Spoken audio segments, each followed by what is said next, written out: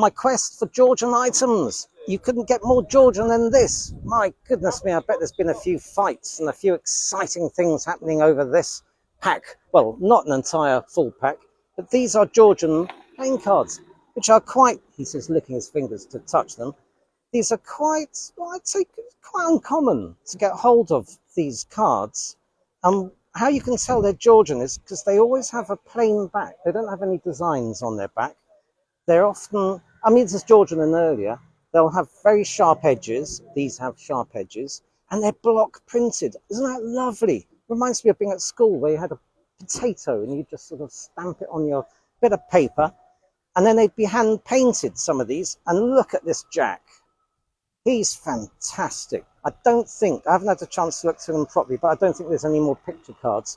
But this Jack is wonderful because after about 1830, the Victorians decided to make these cards mirror each other, where you'll have his head there and their head there, so you can see what's going on the other side of the table. But back before the 1830s, they would paint these funny little legs on these fellows. Now, isn't he cute? Marvellous.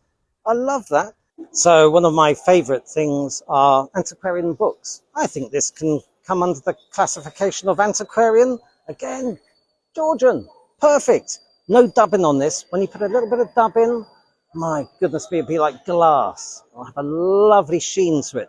But when you open it up, it's a very interesting book in my books because it is a voyage to the Pacific Ocean undertaken by Captains Cook, Clark and Gore in the years 1776, 7, 8, 9 and 80.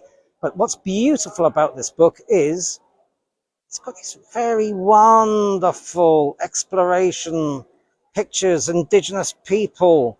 It's got this very strange and primitive, naive bit of artwork, this lovely print, etching of a polar bear, I imagine. Isn't that wonderful? So, I'm rather delighted with this charming atmospheric piece.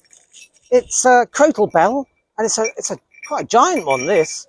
Now, I always used to think crotal bells were for cattle, but they were in the medieval times, but this is a Georgian one. I found a Georgian crotal. I'm rather pleased with this. And what I love is the design. You can see it's been cast, foundry cast, with lovely petals on the bronze, and it's got the initials of the chap that made it. It was a chap, but I don't know who, because I'd have to look that up. I will, though. But again, yeah, definitely 1750s to, I don't know, 1790s, 1800. And it's just got a charming sound. And also, these were like traffic. You'd warn the traffic you were coming with these. They'd strap it to a horse's leather, or they'd put it on the wood of their cart. And that way on country roads, you'd hear it coming. But they were also used, rather charmingly, for sleighs. Couldn't get more sleigh bell sounding than that, could you? Lovely.